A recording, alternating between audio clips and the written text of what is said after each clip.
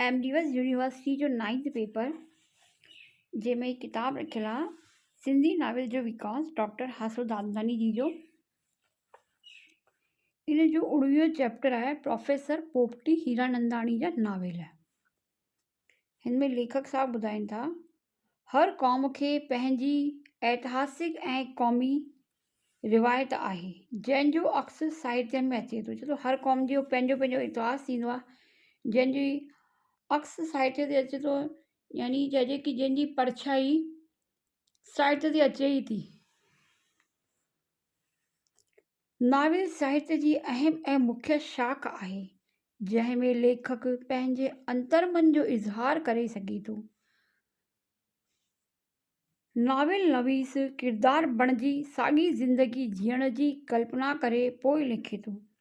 चवनि था कि नाविल नवीस जेको बि किरदार सोचींदा आहिनि उन्हनि खे पहिरीं ख़ुदि जीअण जी कोशिशि कंदा आहिनि, उन्हनि जी कल्पना करे उन खां पोइ ई नाविल लिखंदा आहिनि।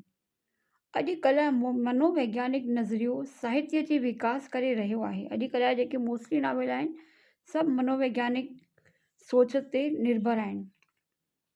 लेखक किरदार जे ॿाहिरें व्यवहार सां संदसि मानसिक हालत, सोच, वीचार ऐं जज़्बात जो पिणु सिधो या अणसिधो बयानु करे थो। माण्हूअ जे व्यवहार ते वीचारनि जो असरु थींदो आहे। नाविल में सामाजिक, धार्मिक, राजनीति ऐं माली हालतुनि जो बि अक्स थींदो आहे। अक्स यानी परछाई।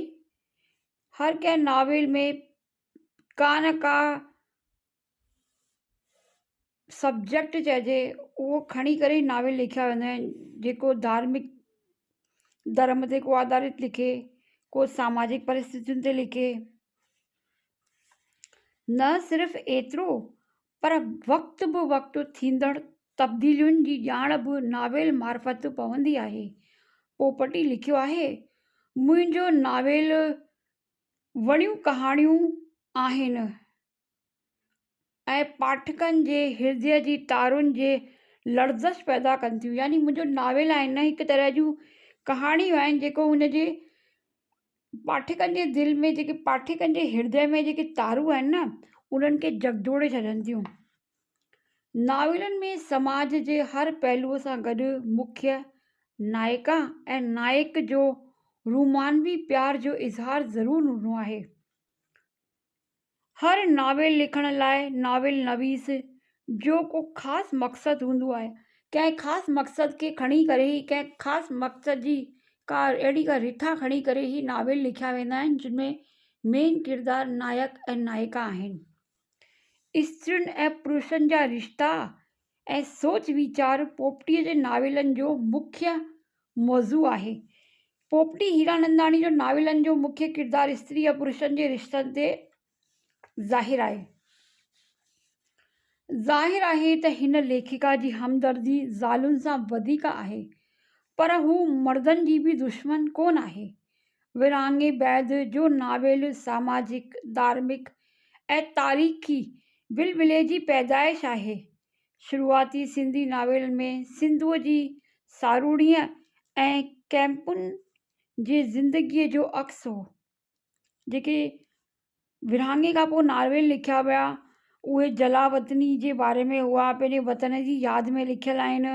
ऐं जेको कैंपुनि जी ज़िंदगी हिननि जी हुई लेखकनि उन्हनि ते डिपेंड हुआ। उन्हनि जो ई अक्स उन्हनि नाविलनि में ॾिसिजो पियो, उन्हनि जो ई दुख दर्द उन्हनि नाविलनि में झलकियो पिए। ज़िंदगीअ जो अक्स हो ऐं उहे सिलसिलो काफ़ी वक़्तु ज़ारी रहियो। विरहाङे साहित्य लाइ हिकु संग मेल बणिजी पियो। सिंधियुनि खां सवाइ ॿियनि सभिनी भाषाउनि आज़ादीअ जो मिठो मेवो माणियो। विरहाङे जो मतिलबु आहे सिंध जे हिंदुनि जी जलावतनी। ही चए थो जॾहिं आज़ादी थी त ॿियनि सभिनी क़ौमुनि मज़ो माणियो, पर सिंधियुनि खां त सिंध छिनिजी वई ऐं उन्हनि खे जलावतनी पंहिंजे वतन खां दूरि वञिणो पियो, त उन्हनि खे जलावतनीअ जो दुखु सहणो पियो। हिन जलावतनीअ करे सिंधियुनि ऐतिहासिक लॾ पलाण कई आहे। अटे लटे ऐं अॼु जे सरगर्दीअ में सिंधियुनि जी सभ्यता, संस्कृति, ॿोली, व्यवहार जे रीतियुनि रस्मुनि जो विलोड़ो पइजी वियो आहे। चए थो जॾहिं विरहाङे खां पोइ जेके अटे लटे यानी खाइण पीअण रहण जे समस्याउनि में सिंधी लेखक या सिंधी क़ौम ई सॼी जूझंदी रहंदी, जंहिंजे करे सभ्यता, संस्कृति वग़ैरह जो वधीक विकास न थी सघियो। हिन दौरान पोपटी हीरानंदाणीअ जी शख़्सियत समूरी ऐं साहित्य बणिजी पई। हुन सिंधियुनि जे नवनि सामाजिक मसइलनि ते कुल 4 नावेल लिखिया। इन्हनि जो पहिरियों नावेल आहे मंजू, जेको 1950 में शाया थियो। ॿियो अथनि जीअ में जोरी तन में तांत 1960 में, हसरतुनि जी तुर्बत 1961, सैलाब ज़िंदगीअ जो 1981, जेको बि हिकु मनोवैज्ञानिक नावेल आहे।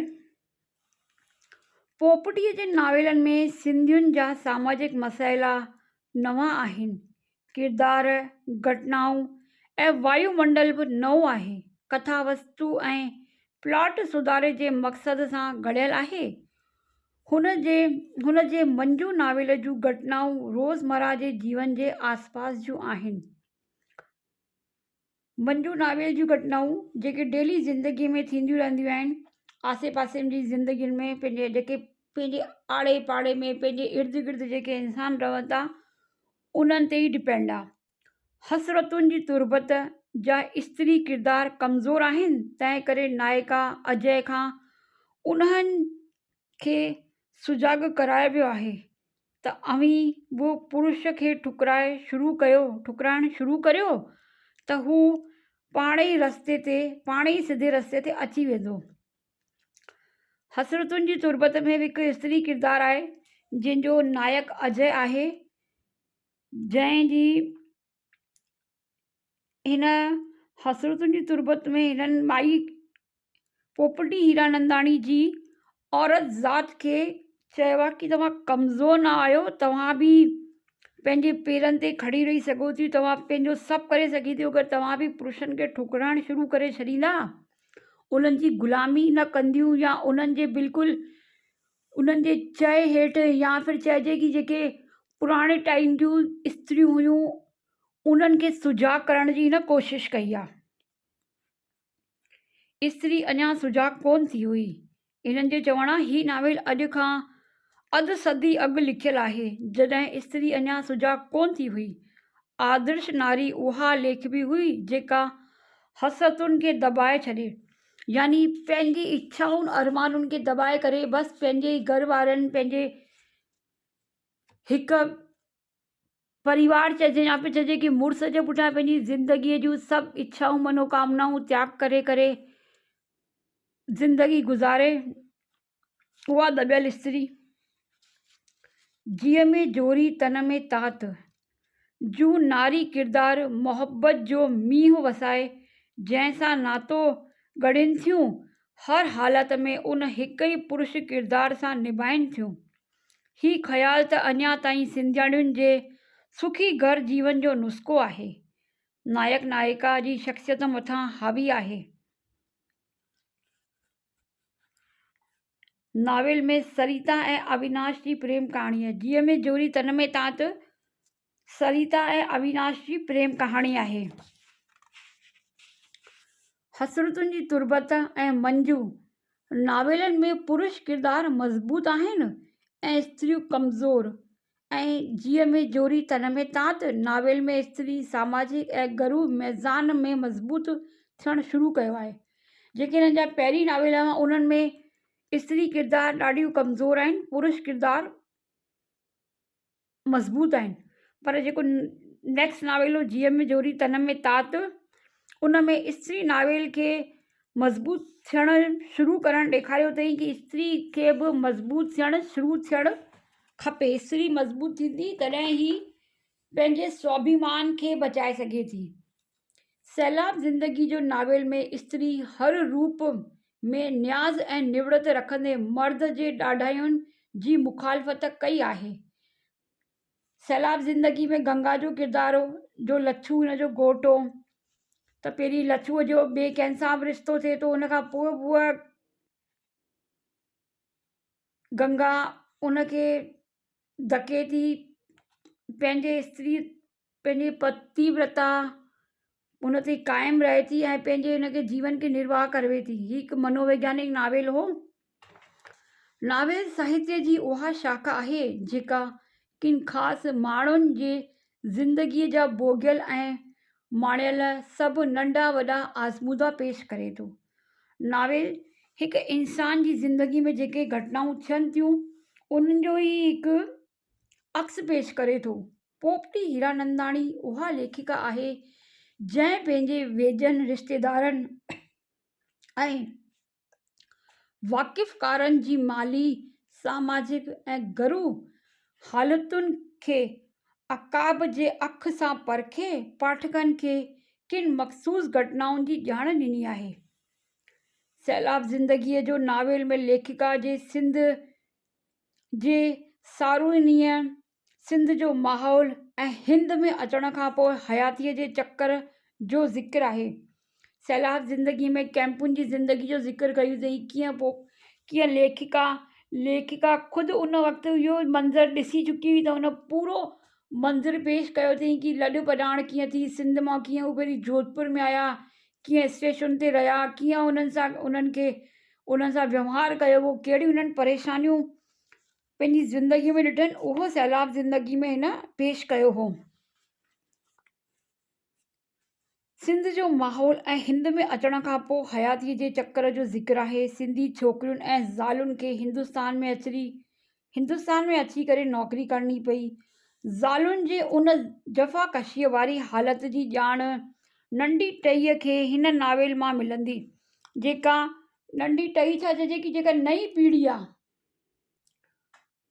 नई पीढ़ी त छा चइजे, जंहिं वक़्तु असां बि नंढा हुआसीं उन वक़्तु असांखे बि ॿुधो होसीं पर ख़बर कोन हुई। लेकिन जॾहिं सैलाब ज़िंदगी जो किताबु पढ़ियो हो, सैलाब ज़िंदगी में पोपटी हीरानंदाणी जो कैंपुनि जी ज़िंदगी ऐं हीअ हो, तॾहिं ख़बर पई कि सिंध लॾ पॾाइण खां पोइ छा उन्हनि जे मथां बीतजी हुई। ॼाण नंढी टईअ खां हिन नावेल मां मिलंदी। नौकरी कंदड़ नुंहुं सावरनि जे क़ाइदनि खे मुंहुं ॾेई पंहिंजी कमाए बि ऐं उन्हनि खे थी ॾिए ऐं जीअं घर में शांती रहे। घर में शांती रखण जी पहल बि औरत खे ई थी करणी पए। पोपटी हीरानंदाणीअ जे नावेलनि जा स्त्री ऐं पुरुष किरदार पाण खे घर में फहिकाए मस था ॿाहिरियुनि में इते संदन ॿार अची थी वॾा थियनि। ॿीहरनि में इते संदन ॿार अची था वॾा थियनि। नौकरी कंदड़ नुंहुं सावरनि जे क़ाइदनि खे मुंहुं ॾेई पंहिंजी कमाई बि उन्हनि खे थी ॾिए त जीअं घर में शांती रहे। पोपटी हीरानंदाणी जे नावेलनि जा स्त्री ऐं पुरुष किरदार पाण खे घर में फहिकाए मस था बीहारनि त इते संदन ॿार अची वॾा था थियनि। इंसान जी ज़िंदगी या जेके किरदारनि जी ॾेखारी अथई कि पंहिंजो पाण खे कीअं था घर में सेट कनि ऐं अञा पंहिंजी परेशानियुनि खां अञा रूबरू थी करे वधनि कोन था कि एतिरे में संदन ॿार था अची वॾा थियनि। शादियूं था कनि, माइटनि पंहिंजे मेड़े चूंडे ममता करे उन्हनि मथां लुटाए पाण उन्हनि जे अॻियां वेचारा था बणजनि। हिते ई बुज़ुर्गनि ऐं नंढी टईअ जो पाण में तनाव आहे। सिंध में ॿुढा आश्रम में छॾे अचणु प्रोग्रेसिव थॉट आहे, जेको पोपटी हीरानंदाणी जो नॉवेल हो। सैलाब ज़िंदगी में उनखे गंगा जो किरदारु, जंहिंमें उनजा टे ॿार हुअसि, हरीश ऐं जेको उनखे नुंहुं अचण खां पोइ ॿुढा आश्रम जो थॉट खयो वियो हिन में, त ही चए थो उहो प्रोग्रेसिव थॉट हो सैलाब ज़िंदगी में जो ॿुढा आश्रम जो। साहित्य मार्फत समाज ठही ऐं सुधरी सघे थो। साहित्य में शक्ति आहे कि समाज खे ठाहे सघे थो, समाज खे बिगाड़े बि सघे थो, पर उहो साहित्य पाठकनि ताईं पहुचणु घुरिजे। नावेल में धरतीअ जे रहंदड़ आम इंसान जे जीवन जी तस्वीर आहे। पोपटी पंहिंजनि सभिनी नावेलनि में स्त्री किरदारनि खे उभारियो आहे। ज़ाल ज़ाल जी हमदर्द आहे त ज़ाल ॿी ज़ाल जी ज़िंदगी तबाह करे सघे थी। सैलाब ज़िंदगीअ जो गंगा जी साहिड़ी गुलीअ जी भाॼाई गुलीअ जो अहिड़ो हाल थी करे ज़ालुनि जे अहिड़े स्वभाव जो ज़िक्र करे लेखिका लिखियो आहे त काठ जे गन वारी कुहाड़ी काठ जे वण खे ई उखाड़े ख़ुशि थी थिए। सैलाब ज़िंदगी में बि हिकु किरदारु हो गुली, जंहिंजी भाॼाई जंहिं गुलीअ पंहिंजी ज़िंदगी ॾेई करे कमाए करे ख़ुदि वक़्त ते शादी न कयईं ऐं पंहिंजे भाउ खे पढ़ाए लिखाए करे डॉक्टर बणायईं, पर उन जी भाॼाई अचण खां पोइ गुलीअ जी ज़िंदगी नर्क थी वञे। त ही उहो ई चए थो जीअं कुल्हाड़ी जे पुठियां काठ लॻल हूंदो आहे न, तॾहिं ई कुल्हाड़ी कमु कंदी आहे ऐं उहो ई कुल्हाड़ी काठ जे दम ते हलंदी आहे ऐं वण खे ई कटे करे ख़ुशि थींदी आहे। यानी औरत ही औरत जी दुश्मन आहे, हिन में उहो ॾेखारियो वई। गुलीअ कमाए भाउ खे डॉक्टरी पाढ़ी ऐं हिन कंदे उमिरि वॾी थी वियसि, अरमाननि खे दॿाए छॾियईं। डॉक्टर जी कमाई ऐं घर ते हिकु सिर्फ़ु डॉक्टर जी ज़ाल खे ई आहे। गुलीअ घरु ठाहियो, तंहिंजो हक़ु केॾांहुं वियो। हिन में हिकु सवाल बि हो कि अगरि गुलीअ ई सॼो कमाए करे पंहिंजे भाउ खे डॉक्टर बि ठाहियईं, सभु कयईं, पर उन जी पंहिंजी वक़्तनि ते उन शादी कोन कयईं पंहिंजे घर परिवार जे ख़ातिर, ऐं उहा ई भाॼाई अची करे हुनजो जीअण हराम थी करे। नॉवेल इंसानी ज़िंदगीअ जी सिर्फ़ु ॿाहिरी तस्वीर न, पर हिकु उहो वसीलो आहे जंहिं मार्फत माण्हुनि में अंदरि लिकल वीचारनि, जज़्बातनि ऐं अहसासनि जो बि बयानु या इज़हार कयो वञे थो। छो त नॉवेल इंसानी ज़िंदगीअ जो केवल ॿाहिरी तस्वीर नथो चिटे, पर उहो उन किरदार जे मार्फत इंसान जे जेके अंदरि मन में लिकियल वीचार आहिनि, जज़्बात आहिनि, अहसास आहिनि, उन्हनि जो बि इज़हार करे थो। नॉवेल जे प्लॉट में हक़ीक़त जे बणिजण खे कल्पना जो बाण ॾेई उसरण जो मौक़ो ॾींदड़ साहित्यकार फ़नकार आहे। छो त नॉवेल जे किरदारनि खे जेके उभारनि था, त इहे जेके लेखक आहिनि न, उहे फ़नकार आहिनि। पोपटी हीरानंदाणीअ वटि लिखण लाइ घणा मौजू मुयसरु हुआ, जिन जो बुनियादु हुन जा शख़्सी आज़मूदा हुआ। हुन लिखियो आहे त बदिलियल ख़ुदि मुख़्तियार ऐं माली हालतुनि में अॼु जी औरत या उमिरि पंहिंजे शख़्सियत खे दॿाए पंहिंजो वजूद पुरुष वटि गिरवी कोन रखंदी। औरत जी ख़ुदि मुख़्तियारी घर ऐं समाज में मर्द जे रोब खे बेवज़न करे रही आहे। ख़ुदि मुख़्तियारी यानी जेका औरत ख़ुदि जे दम ते अॼुकल्ह हलणु लॻी वई आहे, जो कमाइण बि लॻी वई आहे, घर बि संभालणु लॻी वई आहे, सभु कमु औरत करणु लॻी वई आहे, त हू कंहिंजो बि दबाव बर्दाश्त नथी करे सघे, कंहिंजी बि ग़ुलामी नथी करे। पोपटीअ जे नॉवेलनि में प्लॉट जी उणत नफ़ीसाईअ ऐं पुख़्तगीअ सां कयल आहे। त पोपटी हीरानंदाणीअ जी प्लॉटनि जेका उणत खई अथई, यानी जेका हुननि जी बढ़त आहे, उहा ॾाढी पुख़्तगीअ सां कई अथई ऐं साफ़ सुथरी आहे, जो हिकु छाइजी थी वञे, पढ़ण वारे जी दिलि ते ॾाढो असरु करे थी। पढ़ण वारे जी किरदार अहिड़ा थी खणे, कहानी अहिड़ी खणनि था जो पढ़ंदड़ लॻे थो कि हीअ जीअं कहाणी असांजे इर्द गिर्द थी रही आहे। पोपटीअ मुहावरेदार ॿोलीअ ऐं तंजी लहज़े में किरदारनि जो मुकमल अक्स पेश कयो आहे। हुन जूं नायिकाऊं बेमिसाल आहिनि। हू ख़ुदशिनास, बाहिमत ऐं ज़रूरत वारियूं औरतूं आहिनि। नॉवेलनि जा उनवान बि तुंज ऐं ठहकंदड़ आहिनि। रीटा शहाणीअ लिखियो आहे, स्त्री लेखिकाउनि जी रचनाउनि में समाज जो नारियुनि सां थींदड़ अत्याचार, अन्याय ऐं स्त्री पुरुषनि जे रिश्तनि जूं बारीकियूं ख़ुदि अचणु घुरिजनि। बग़ावत जी झलक लिखणनि में अचणु स्वाभाविक आहे, जीअं अमरता, कमला दास गुप्ता ऐं सिंधीअ में पोपटी हीरानंदाणी जे लेखणियुनि में आहे। पोपटी स्त्रियुनि खे सचेत कयो आहे त तुंहिंजे राह में कंडा विझण वारी तो जहिड़ी ई आहे। पोपटी हीरानंदाणी जिन चयो था तुंहिंजे राह में कंडा विझण वारी तो जहिड़ी आहे, यानी स्त्री ई आहे। हूअ बेबिकाईअ सां औरत सां अलहदा पहलू ॾेखारे संदसि नाकारी सिफ़तूं बि ज़ाहिर थी करे। पोपटी जेके घटनाऊं परियां खां बि ॾिठियूं या ॿुधियूं आहिनि त उन्हनि मां घटनाउनि जा ज़ख़्म पंहिंजी दिलि ते महसूसु कया आहिनि ऐं नावेलनि में ईअं लिखिया आहिनि ॼण त नायका ऐं नायिकाऊं उन्हनि दुर्घटनाउनि जो ज़ख़्म शरीर ऐं आत्मा ते महसूसु कंदा आहिनि। पोपटीअ जे वीचार मूजिबि The term novel means face of a new order. It is not an individual story but a collective force of stories told under the influence of a different way of looking at the society. उपन्यास शब्द जो अर्थ हिकु नई व्यवस्था जो चहिरो आहे। हीअ का हिकु व्यक्तिअ ते डिपेंडेड कहाणी कोन्हे, आखाणी कोन्हे, बल्कि कहाणियुनि जो हिकु समूह आहे।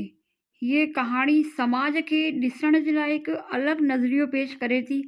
उपन्यास समाज खे उपन्यास चइजो त सामाजिक रीति रिवाजनि जो हिकु आईनो मञी सघूं था, छाकाणि उपन्यास जे आधार ते ई इंसान खे ख़बर पए थी कि ज़माने में छा हली रहियो आहे या उन जे आसपास जे माहौल में छा हली रहियो आहे।